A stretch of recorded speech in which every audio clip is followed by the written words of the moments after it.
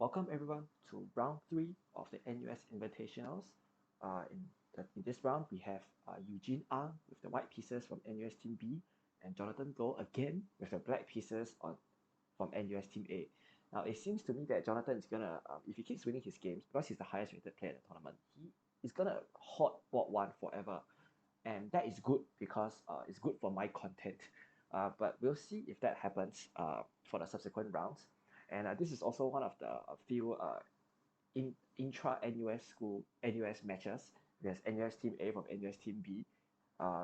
Rest assured, players from the same team will not play each other at all, but players from the same school can still play each other up to the second last round. Okay, so without further ado, let's look at the games. Eugene plays e5, e4, and Jonathan, as you already know, plays the Sicilian defense, and Eugene opts to play the Alpine Sicilian. Now, the Alpine Sicilian basically only has two responses on black. It's either knight f6 or d5, and Jonathan plays knight f6. And now Eugene plays a move that I do not understand. It's knight f3. Now, the thing about knight f3 is that it blunders a pawn. There's nothing much I can say about him blundering a pawn.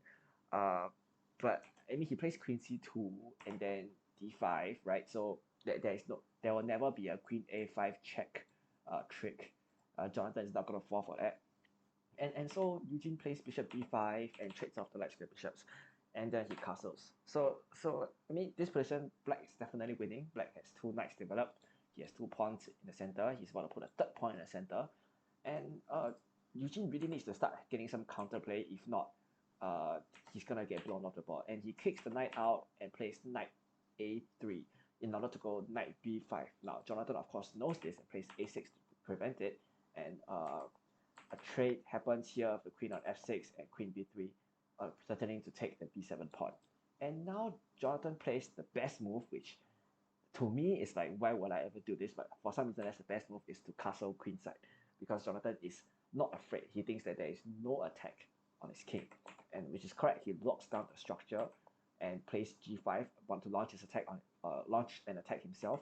The knight moves away and goes to e5. And now this is a mistake, because actually the engine believes that b4 right here it is a threat. It is not winning, but it's a threat, because after you take, you push c5 and you actually have some semblance of an attack. But Eugene doesn't go for that. He plays knight e4, forking the queen and the bishop, and opts to take the bishop instead. Now in this position, the engine once again suggests b4, because you really need to open up the king on the black's queen side. If not, you're gonna have no play, or you're down a pawn. You have to have some initiative, and that doesn't happen. And b4 now is a bit too late, because after the c5, queen d5, white has nothing. White doesn't really have an attack. I mean, white is eventually Eugene does go for this rook sacrifice and plays c6 to sacrifice yet another knight in order to give this check. The problem is that this works if Jonathan takes the pawn, but more often than not in these situations, you rather put the king behind the pawn, because white cannot attack the king through this pawn. This pawn is like the umbrella that's going to shield the black king from any of the rooks or queen attacks. And from this moment on, white has no play. White is down a rook, and in this position, white resigns, because there's just absolutely nothing that white can do. White can take the pawn, but you're gonna lose this pawn, and yeah, you're never gonna checkmate Jonathan. You're not gonna be able to back rank him. He's not gonna fall for that. And yeah, and that concludes round 3 of the NUS Invitationals. This was another quick game, and we can take a look at the individual standings.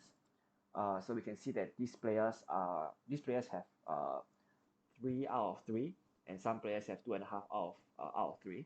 And in terms of the team standings, we can take a look at the new team standings. NUS Team A is now leading the pack with 10.5 points, but we're only leading half a point, again higher than SUTD Team A, and we are closely followed by NP Team A, SP Team A, as well as Hwa Chong. All right, we'll see you for the next round.